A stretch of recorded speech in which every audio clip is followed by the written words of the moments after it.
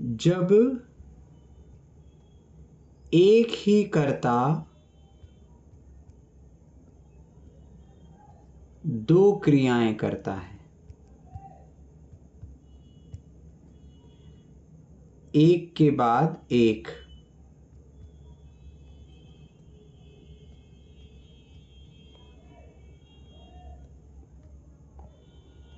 और दूसरी क्रिया के लिए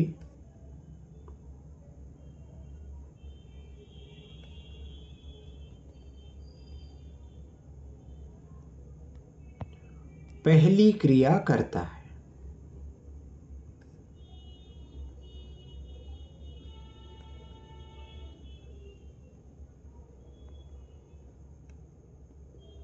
कैसे?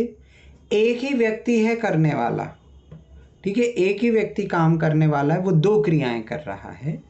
पहले एक क्रिया कंप्लीट करेगा, फिर दूसरी क्रिया चालू करेगा, लेकिन पहली क्रिया क्यों कर रहा है? क्योंकि उसे दूसरी क्रिया करनी है, इसीलिए वह पहली क्रिया करता है। तो कैसे? जैसे मोहन पढ़ने के लिए विद्यालय जाता है।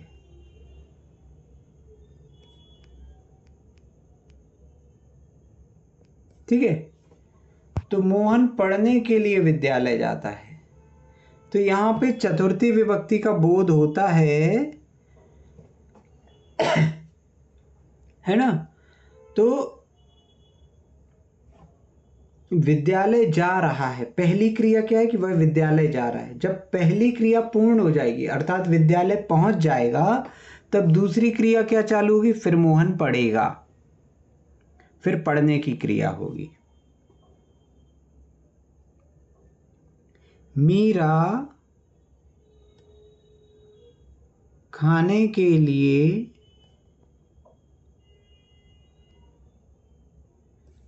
चावल पकाती है। अभी वो चावल पका रही है, जब चावल पक जाएगा तब क्रिया क्या होगी? खाएगी। तो खाने के लिए चावल पका रही है, ठीक है। तो कौन चावल पका रहा है? मीरा चावल पका रही है। और कौन खाएगा चावल? मीरा ही खाएगी। विद्यालय कौन जा रहा है? मोहन जा रहा है विद्यालय। और पढ़ेगा कौन? मोहन ही पढ़ेगा। तो कर्ता एक ही है, दो क्रियाएं कर रहा है बैक टू बैक, है ना। तो पहली क्रिया जब पूर्ण हो जाएगी तब दूसरी क्रिया करेगा, लेकिन यहां यह है कि दूसरी क्रिया के लिए ही पहली क्रिया की जा रही है। ऐसे में नहीं लगेगा कि मोहन घर आता है,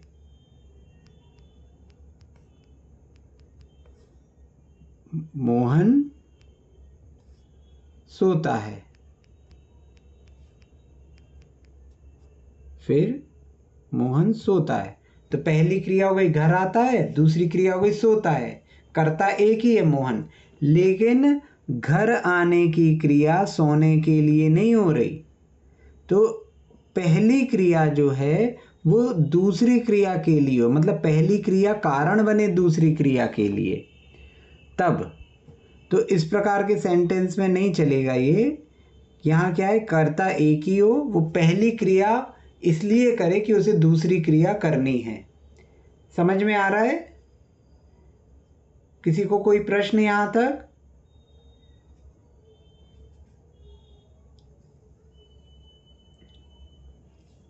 ठीक है, अब इसके बाद यहां पर जो पहला शब्द रहेगा उस पे जो दूसरा वाला रहेगा उस पे तुमुन प्रत्यंत जुड़ता है। तुमुन प्रत्यय जो रहता है इसका तुम शेष रहता है, तुम लग जाता है। तो इन क्रियाओं में आपको तुम लगा हुआ दिखेगा। जैसे आप पेज नंबर 61 में देखेंगे, असितुम,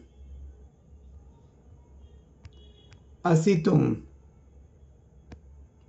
असितुम यानी बैठने को या बैठने के लिए, ठीक है, बैठने को। सह असितुम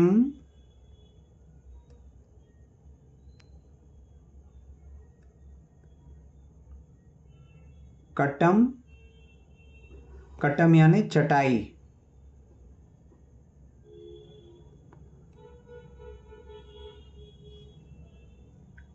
आनयति,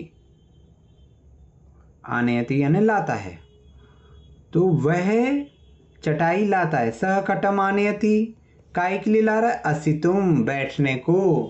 तो सह असितुम कटम आनयति, वह बैठने के लिए चटाई लाता है। क्रिया क्या हो रही है? चटाई ला रहा है। काय के लिए ला रहा है? असितुम, बैठने के लिए। पहले चटाई लाया, अब चटाई पे बैठेगा। समझ में आया ये?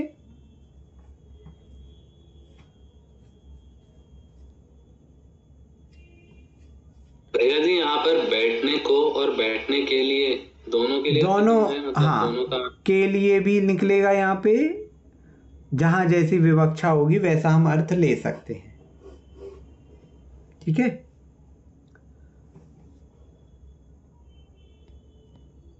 इसी प्रकार आगंतुम, आने को, आहवातुम, बुलाने को, कर्तुम है ना, करने को, कार्यतुम, कराने को, गंतुम, जाने को, गमयतुम, भिजाने को, ग्रहीतुम, लेने को, घ्रातुम, सूंघने को, चवितुम, चबाने को, जागृतुम, जगाने को, जीवितुम, जीने को, जेतुम, जीतने को, त्यक्तुम, छोड़ने को,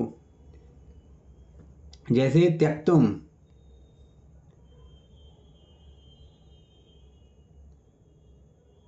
मुनिः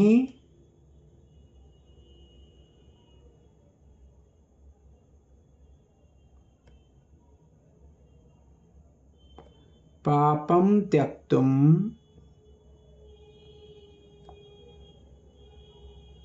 उपदेशयति। मुनि पाप को त्यागने के लिए उपदेश देते हैं। उपदेशयति यानी उपदेश देते हैं पाप को त्यागने के लिए, पाप छोड़ने को, ठीक है। दर्शयतुम, दिखाने को, दातुम, देने को, दापयतुम, दिलाने को, द्रष्टुम, देखने को, धरतुम, धरने को, पठितुम, पढ़ने को। तो जैसे हमने वह लिया था,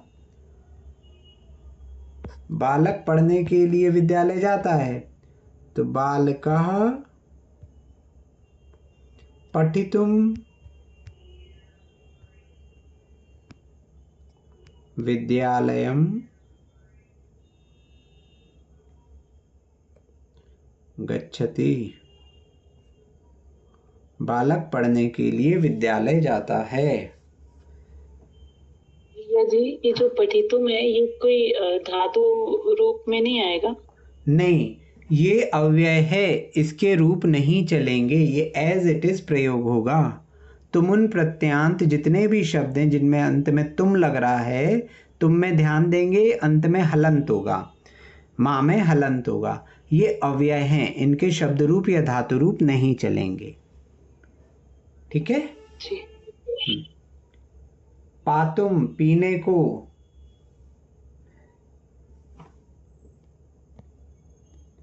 सा पातुम दुग्धम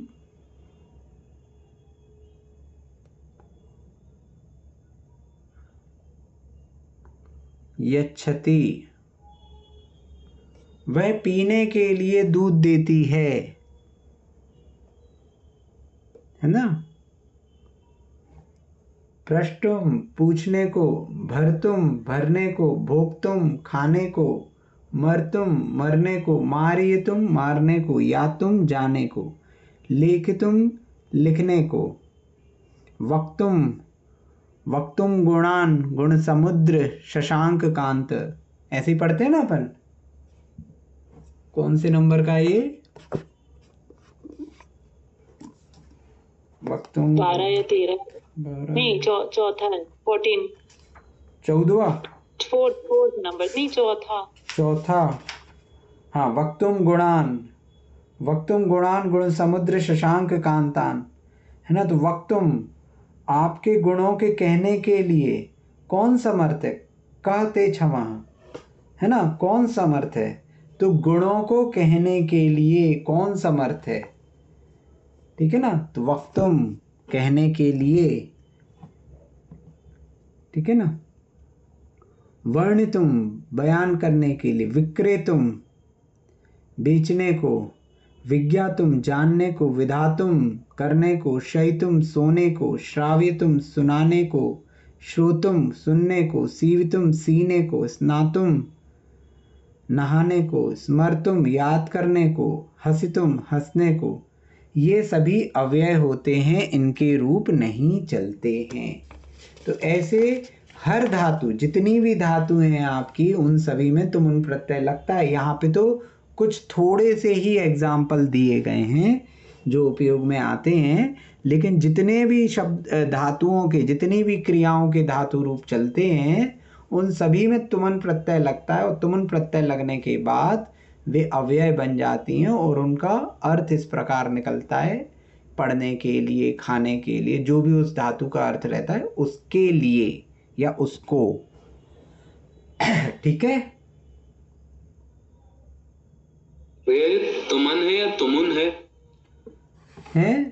तुमुन कहते तुमुन प्रत्यय है, तुमुन कहते हैं, है ना। इसको बोलेंगे तुमुन प्रत्यय, तु मुन, लेकिन इसका शेष जो रहेगा वो तुम रहेगा। शेष तुम शेष रहेगा, तुम पीछे जुड़ जाएगा, कहेंगे इसको तुमुन प्रत्यय। ठीक है।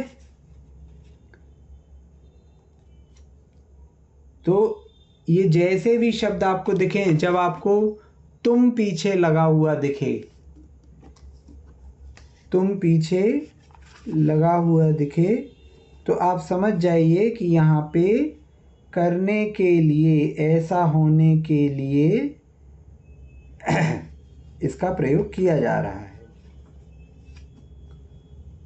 स्तोतुम बुद्ध्या विनापि विबुधार्चित पाद पीठ, स्तोतुम समुद्यत मतिर विगत त्रपोहम। स्तोतुम, स्तोतुम यानी स्तुति करने के लिए, है ना। तो आपकी स्तुति करने के लिए मैं उद्यत हुआ हूं। और भी कई जगह आया होगा ये।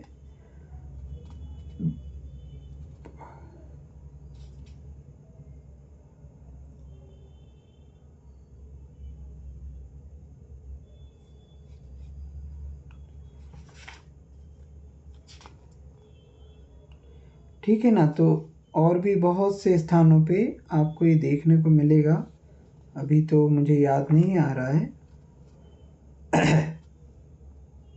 जब पढ़ते हैं ना सुबह सुबह, तब फिर याद आता है कि अच्छा ये है, ये है, ये है ना। तो इसमें किसी को कोई प्रश्न?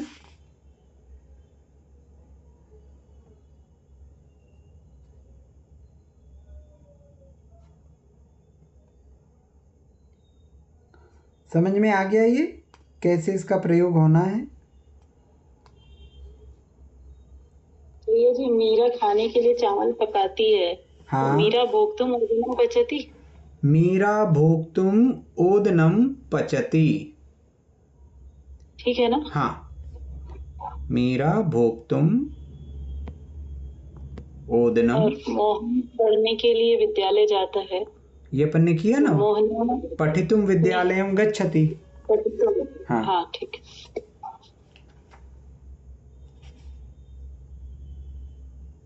तो ऐसे ही और भी रहेंगे। और जैसे जैसे हम इसका अहम अर्चितुम मंदिरम गच्छामि, मैं पूजा करने के लिए मंदिर जाता हूं।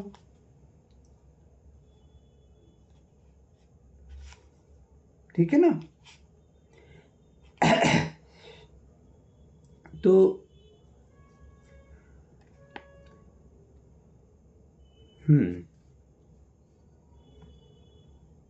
आगे चलें।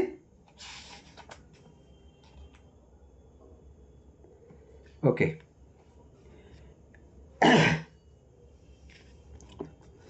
आगे हमने देखा भूतकाल। भूतकाल देखा तो अभी तक हम क्या पढ़ते थे? हम ये कह देते थे कि अहम पठामी, मैं पढ़ता हूं, और अहम पठामी इसम, मैं पढ़ता था। इसम हमने लगा दिया। अब क्या होता है कि यदि मैं कहूं मैंने पढ़ा, मैंने पढ़ा, मतलब क्रिया हो चुकी है। मैंने देखा, उसने कहा। तो यहां सभी जगह समझ में आ रहा है कि ये भूतकाल हो चुका है। तो जब इस प्रकार की चीजें होती हैं तो कित प्रत्यय होता है यहां पर। कित प्रत्यय, कित प्रत्यय जो रहता है इसका ता शेष रहता है, ता अकेला बचता है। जैसे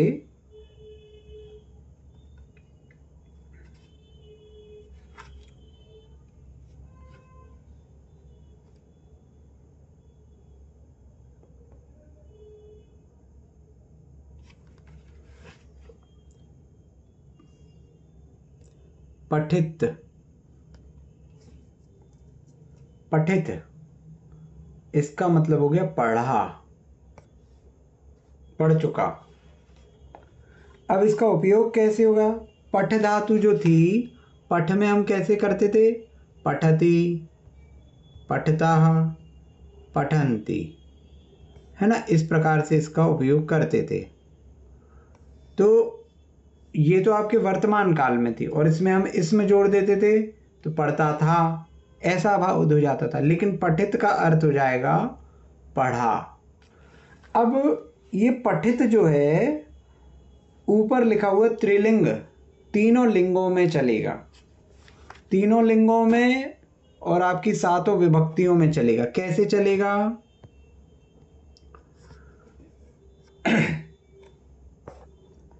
तो यहां पर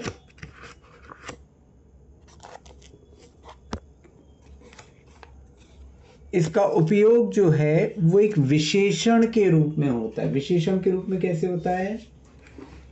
थोड़ा सा इसको ध्यान से देखिएगा, मैं इसके रूप बता रहा हूं आपको।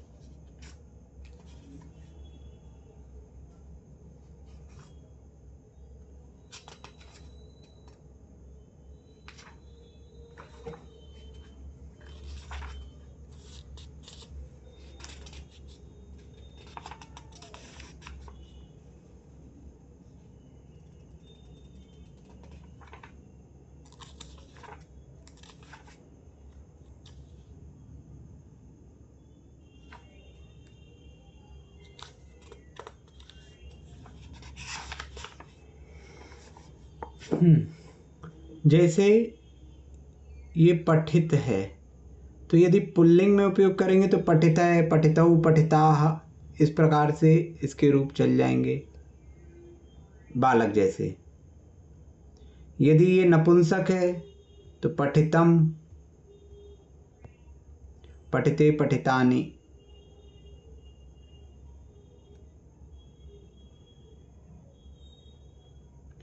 और यदि ये स्त्रीलिंग में है तो इसमें आ लग जाएगा, तो हो जाएगा पठिता। सातेता तो पठिता, पठिते, पठिताः। अब इनका उपयोग कैसे होगा, है ना? इनका उपयोग जो है, ये हाँ, पठित, ये स्म का ही रिप्लेसमेंट है ना, मतलब वही अर्थ निकलना है या नहीं, वही और अर्थ निकल रहा है? अर्थ तो वही निकल रहा, लेकिन प्रयोग की विधि अलग है। अच्छा, इस्मा में आपने क्या कहा था? अहम पठामी इस्म, है ना?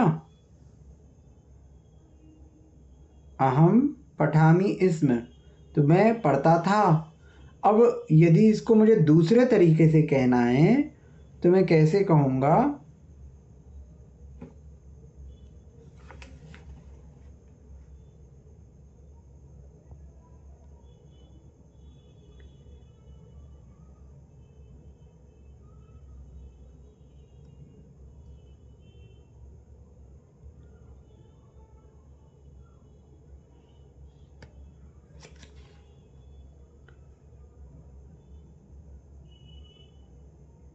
जैसे बालकः पठितः, इसमें क्या होगा कि इसकी जो विभक्ति, लिंग और वचन होगा वो कर्ता के अनुसार रहेगा, क्योंकि ये विशेषण के रूप में उपयोग हो रहा है। तो बालकः पठितः, बालक ने पढ़ा, पठितः बालकः, बालक ने पढ़ा। बालिकौ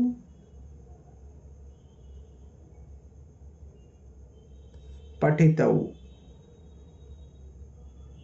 दो बालकों ने पढ़ा, क्योंकि इसके अनुसार यहाँ बालकौ द्विवचन का हो गया तो पठितौ भी द्विवचन का हो गया। अब अगर हम स्त्रीलिंग ले लें, बाला या सीता, तो सीता के लिए हो जाएगा पठिता स्त्रीलिंग में। बाले, दो बालिकाएं, बाला बाले बालाः, तो यहाँ पे हो जाएगा पठिते। मतलब ये विशेषण के रूप में प्रयोग होगा।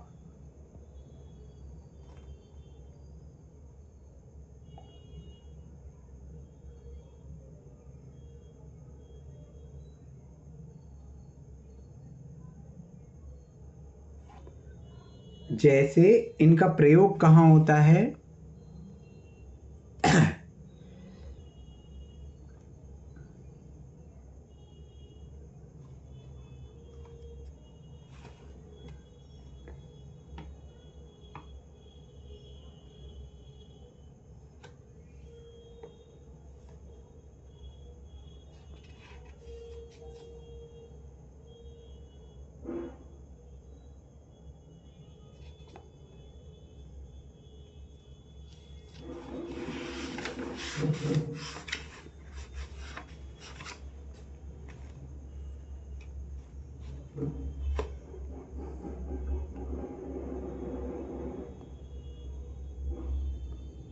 गीता सातेताः ताः पठिताः, ताः सातेताः वे सभी पढ़ती थीं, उन सभी ने पढ़ा। तो यहाँ ये विशेषण के रूप में प्रयोग होता है। तो इनका उपयोग जो है आपको ऐसे देखने में मिलेगा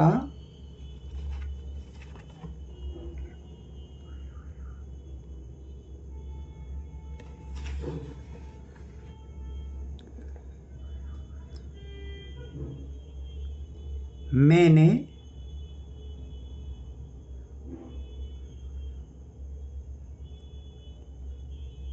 चुराया हुआ धन देखा। ठीक है, तो चुराया हुआ, चोराया के लिए क्या है? चोरितुम, चोरितम,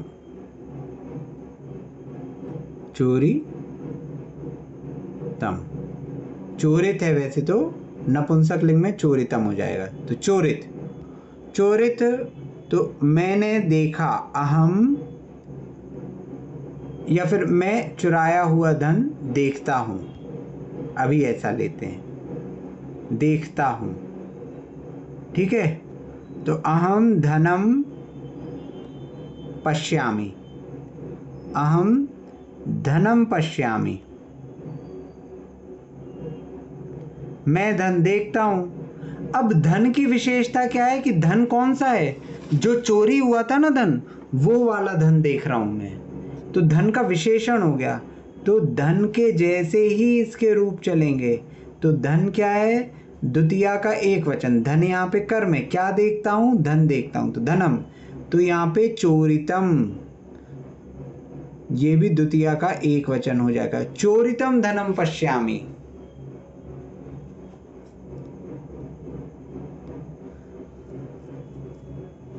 अहम चोरितम धनम पश्यामि, तो धन का विशेषण हो गया कि ये चोरी किया हुआ धन है।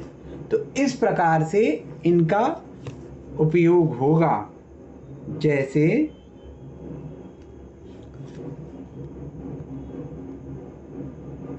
फेंका हुआ अन्न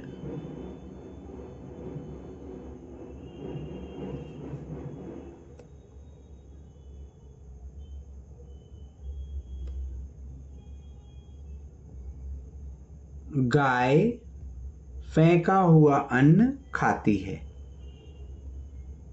ठीक है, फेंका हुआ अन्न खाती, तो गाय के लिए क्या होगा? धेनु। ठीक है, धेनु का क्या रूप क्या है? तो धेनु का रूप जो है वो तनु जैसे ही चलेगा। तो धेनु स्त्रीलिंग में, तो धेनु खादती या अत्ति, अन्नम खादती। अब अन्न कैसा? फेंका हुआ, तो फेंके के लिए क्या है यहाँ पे? क्षिप्त, क्षिप्त, क्षिप्त यानी फेंका हुआ। तो अन्नम क्या हो गया? द्वितीया का एक वचन, तो यहाँ पे भी क्या हो जाएगा? क्षिप्तम।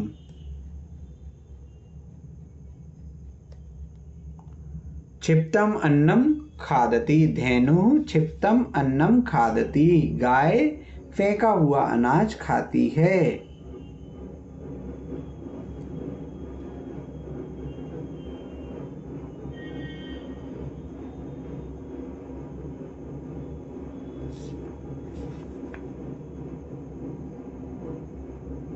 वह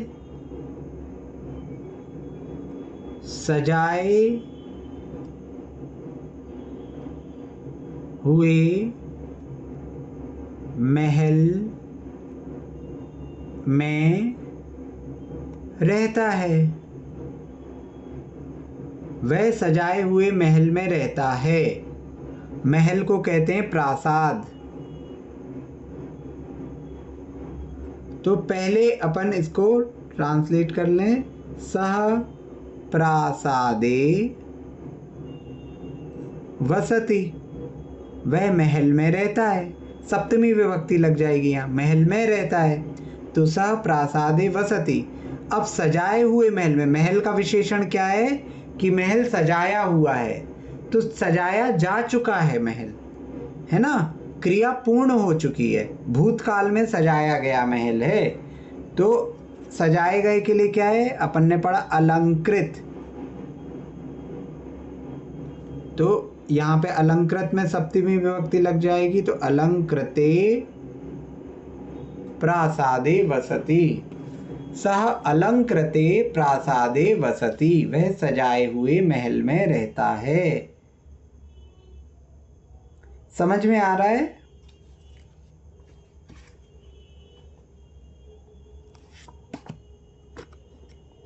थोड़ा कठिन लग रहा है? पूरा ये विशेष विशेषण संबंध जैसे चलेगा।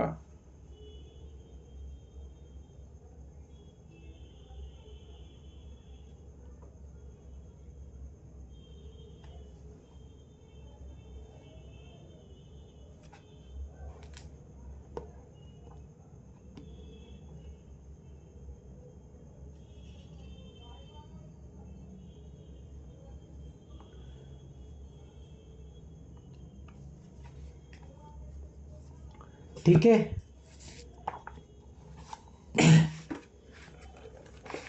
इसको अभी और डिस्कस करेंगे। अभी आपके पहले तुमन वाले जो हैं उन्हीं को करिए, क्योंकि ये थोड़ा सा टफ हो जाएगा। अभी तुमन वाले के हम और उदाहरण कर लेते हैं।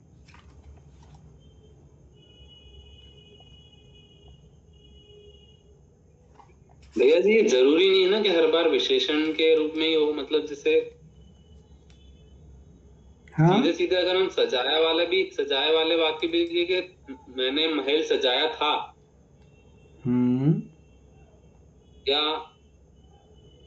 ऐसा कुछ भी हो सकता है ना जहाँ पे विशेषण हो ही ना। जैसे जाता गच्छति स्म जैसे हम कर रहे थे, जाता था या गया, हाँ, तो मैंने महल सजाया मतलब भूतकाल में कभी सजाया था, हाँ, तो उसका भी नहीं, कैसे बनेगा? वैसा नहीं बनेगा यहाँ। फिर वो पैसिव वॉइस में बनता है, जब अपन कर्मवाच्य पढ़ेंगे तब वो बन पाएगा, ऐसे नहीं बन पाएगा। आप सोचो कि जैसे पठितः लिख दिया, अहम पठितः, मैंने पढ़ा था, नहीं। नहीं, जैसे अभी आपने जो 2-3 उदाहरण लिए उनमें सब में 2-2 क्रियाएं ही हैं। जैसे सजाया हुआ महल में रहता है, तो हाँ, ये एक ही क्रिया के साथ नहीं होगा क्या कभी? नहीं, देखिए क्रिया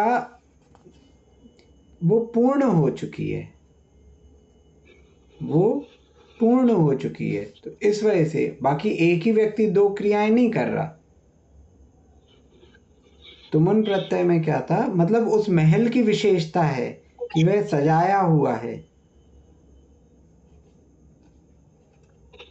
अच्छा, मतलब उस महल में कोई क्रिया हो चुकी है, तो इस प्रकार से ये चल रहे हैं।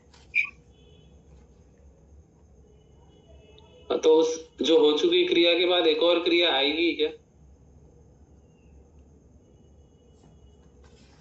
दूसरी क्रिया आएगी ना। हाँ, जैसे महल में रहता है तो वो मतलब उसके बिना नहीं होगा क्या कुछ भी? दूसरी क्रिया के मतलब एक ही क्रिया नहीं हो सकती क्या? यही पूछ रहा हूँ। होएगी, वो पैसिव वॉइस में होगी। पैसिव वॉइस में कैसे होगी? अच्छा, जैसे अच्छा, वायु के द्वारा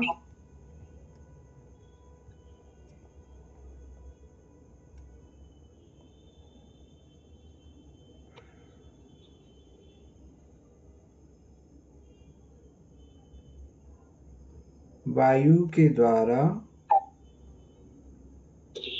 मेरे द्वारा महल सजाया गया। हाँ, हाँ, हाँ,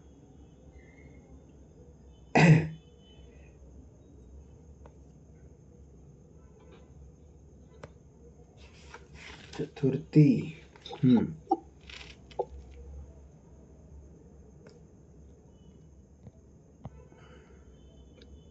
जैसे कंजूस के द्वारा, कंजूस के द्वारा साधु को या भिक्षुक को भिक्षा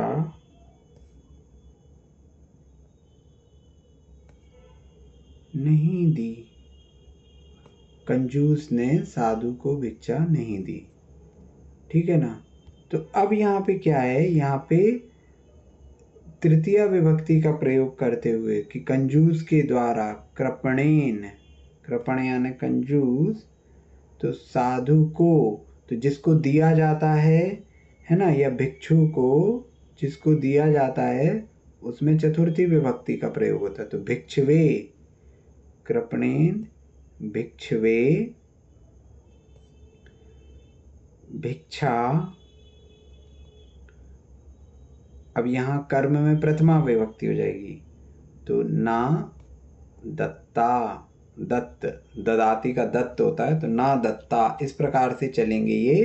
ये आपको जब आप कर्म वाच्य पढ़ेंगे तब कर पाएंगे, है ना।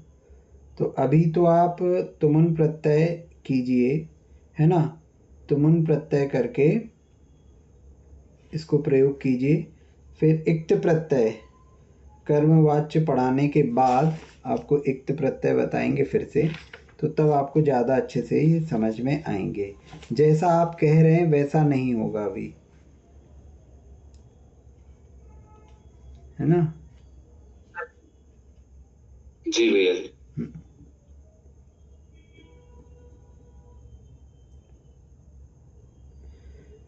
ठीक है, तो यहाँ तक का हुआ। इसके पश्चात आज इसको यहीं कंप्लीट करते हैं, और कल अब देखते हैं कल क्या समय होता है। यहाँ पर वैसे 8:15 से 9:15 तक का समय जो है वो मंदिर में देना है, तो